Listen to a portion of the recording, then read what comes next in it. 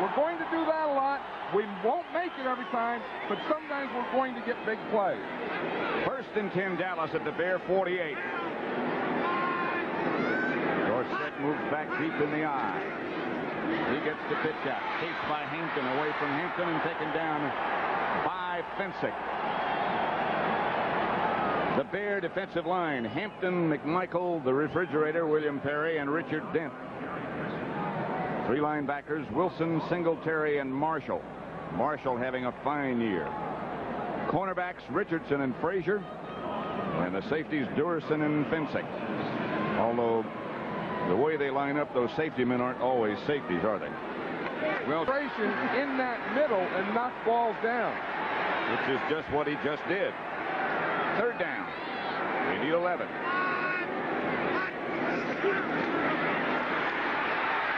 Bears put a lot of heat on Danny White. He has to just throw it away. It looked like they didn't come close to slowing anybody down in front.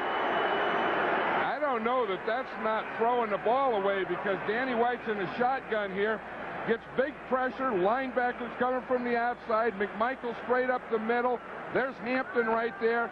He just threw the ball out there, and there was no receiver out there at all. So Mike Saxon comes in to punt. The deep man is Keith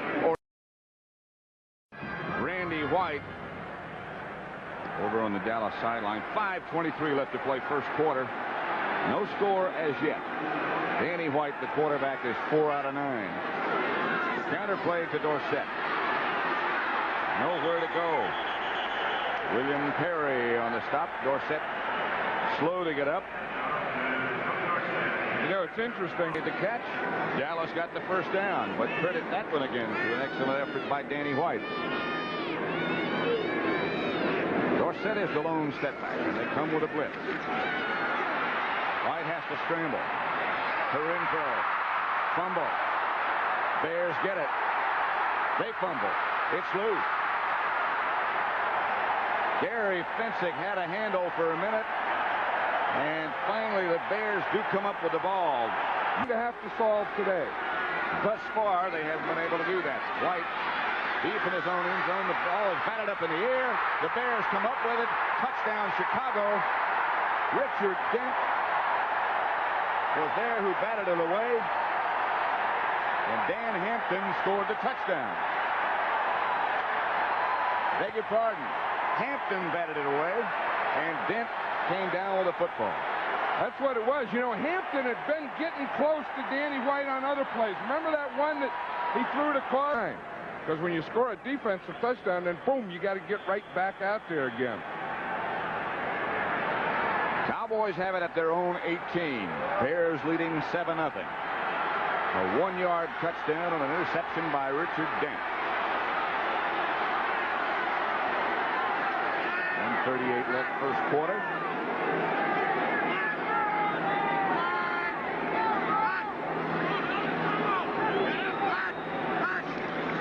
White back to throw. And hammered and smothered with nothing open. And the protection just collapsed around him. I'll tell you one thing about this Cowboy offensive line, they're more of a finesse group than a standing bolt group. And what this Bear defense is doing to him is just getting him in the pits and just boom, just pushing him right back into White. Watch it right here in the middle where it collapses on him. You see right here, they're getting the push. Now watch, the whole thing collapses right there around the quarterback. And there's all those packed jerseys diving in on there. It was Richard Dent who finally got White down. 2nd and 16. The situation now. Almost a passing center.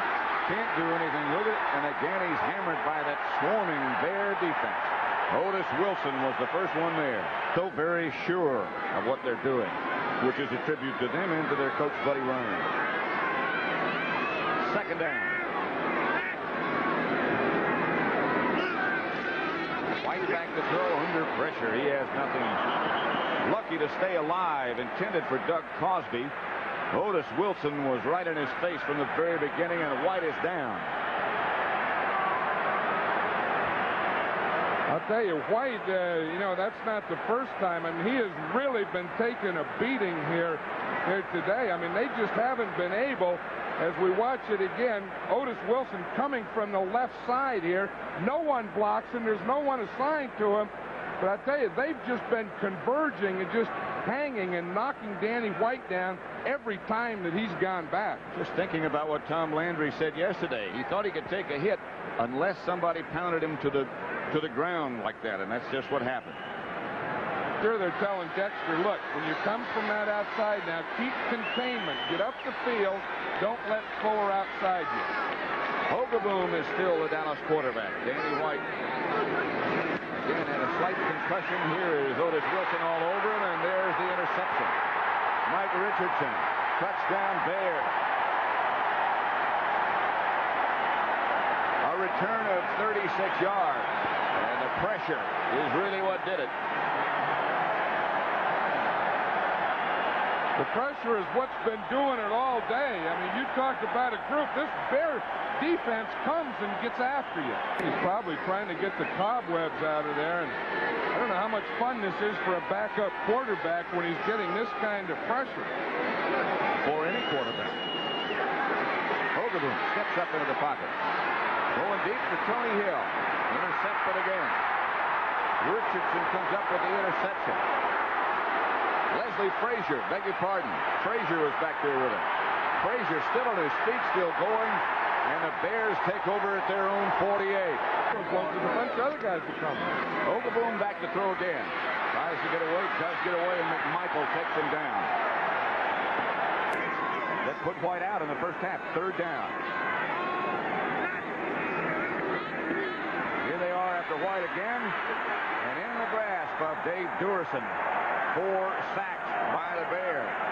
Talked to him that he had asked at the midway point, Buddy Ryan, the defensive coach, to evaluate me. How am I doing? Should I still be playing? And he got a plus vote. Here's White. And nothing is there as Otis Wilson. Again sacks Danny White, and down he goes, and down he stays. That's 5 sacks, and White is down again. You know, as I said, Danny White has really taken a beating today. Now, they haven't really been able to hand Otis Wilson. Renfro is overmatched in that situation. Tom Landry looks on with some despair, and Gary Hogaboom, who faces the tough task of replacing White and facing that Bear defense. 3 or 4 or 5 yards. And in doing that, he's never really been hurt. That's the amazing thing. And he's been doing it for 11 years. That's another amazing thing. Third down and 3. Hayden breaks another tackle. Hayden still on his feet. Breaks all the tackles.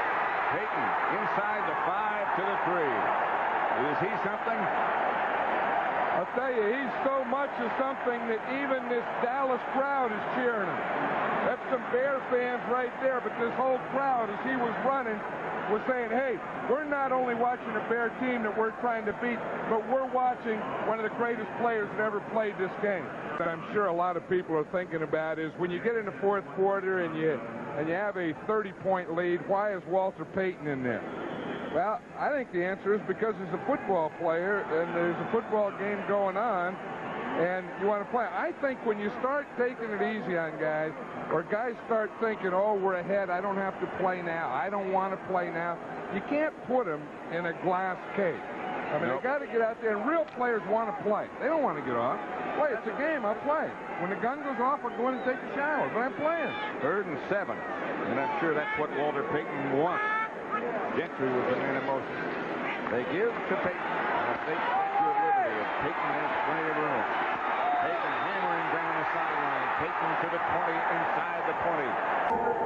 The Bears, a very, very happy group as they head for the locker room, winning 44-0. Who would have thought?